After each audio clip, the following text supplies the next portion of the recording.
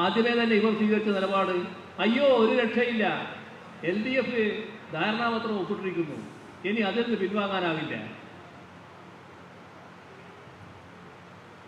തീർത്തും വ്യാജമായൊരു നിലപാടായിരുന്നു അത്. ഇപ്പോൾ കള്ളി വെളിച്ചത്തായി. ഇന്ത്യ ഗവൺമെൻറ് ഇവിടെ പ്രത്യേകമായൊരു പദ്ധതി PMC, അതിലൂടെ വിദ്യാഭ്യാസത്തിൻ്റെ പുത്തൻ വിദ്യാഭ്യാസ നയം നടപ്പാക്കാനുള്ള പുറപ്പാട്. ഘോര പ്രസംഗം നേരത്തെ നടത്തിയവരാണ് ഇവരെല്ലാവരും. LDF സർക്കാർ PMC നടപ്പാക്കുന്നതിനെതിരായിരുന്നു,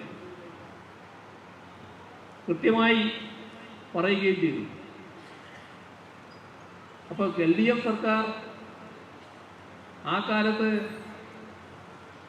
PMC പദ്ധതി നടപ്പാക്കുന്നില്ല എന്ന് വന്നപ്പോൾ വിദ്യാഭ്യാസ മേഖലയിൽ ചെലവഴിക്കേണ്ട മറ്റ് പണമുണ്ട്, SSKയുടെ ഭാഗമായി കിട്ടേണ്ട ഫണ്ട്, അത് കോടാനുകോടിയുണ്ട്. ആ ഫണ്ട് മുഴുവൻ തടഞ്ഞു വെക്കുന്ന സ്ഥിതി വന്നു. അപ്പോൾ വല്ലാത്ത ശ്വാസം മുട്ടലായി. ആ ഘട്ടത്തിലാണ് ഒരു MOU ഒപ്പിടുന്ന നിലവിലുണ്ടായത്. ഈ SSK ഫണ്ട് റിലീസ് ചെയ്ത് കിട്ടുമെന്നാണ്. PMCയുടെ ഭാഗമായിട്ട് ഒരു കാര്യം കൂടെ നടപ്പാക്കുന്നില്ല. LDF ആലോചിച്ചു, PMCയുമായി ബന്ധപ്പെട്ടൊരു കാര്യവും നമ്മൾ തീരുമാനിക്കേണ്ടതില്ല എന്ന നിലപാടെടുത്തു.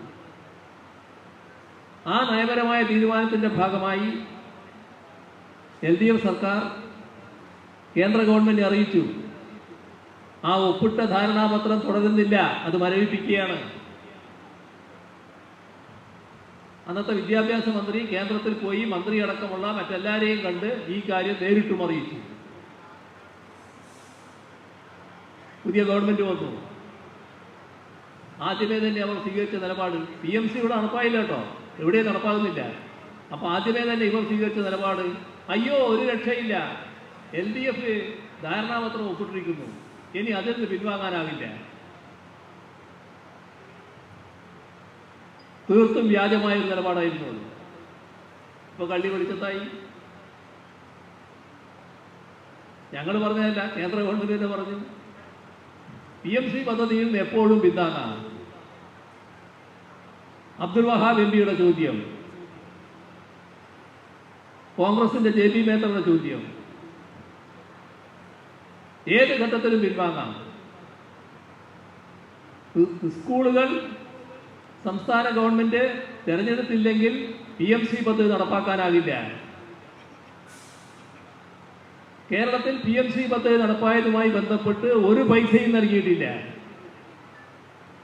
അവിടെ PMC പദ്ധതി നടപ്പായിട്ടില്ല.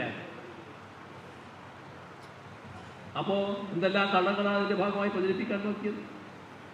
എന്തിന്?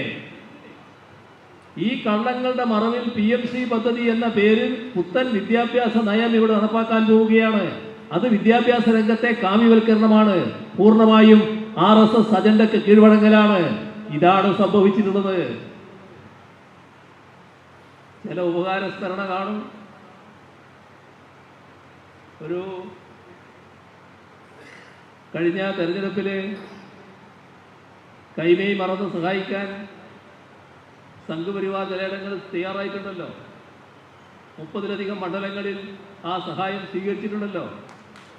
അതിലെല്ലാം നല്ല രീതിയിലുള്ള ഉപകാരസ്മരണയുണ്ടാവും. അതിൻ്റെ ഭാഗമായി കേരളമാണ് തകരുന്നത്. കേരളത്തിൻ്റെ പൊതുവായ സ്ഥിതിവിശേഷമാണ് തകരുന്നത്. കേരള തനിമയുണ്ട്. ഇത് മതനിരപേക്ഷതയുടെ വിളനിലമാണ്. അതിനെ തകർക്കാനാണ് കൂട്ടുനിൽക്കുന്നത്. RSS കഴുകൻ കണ്ണോടെ നോക്കി നിൽക്കുകയാണ്. അവർക്ക് അവസരമുണ്ടാക്കി കൊടുക്കുകയാണ്.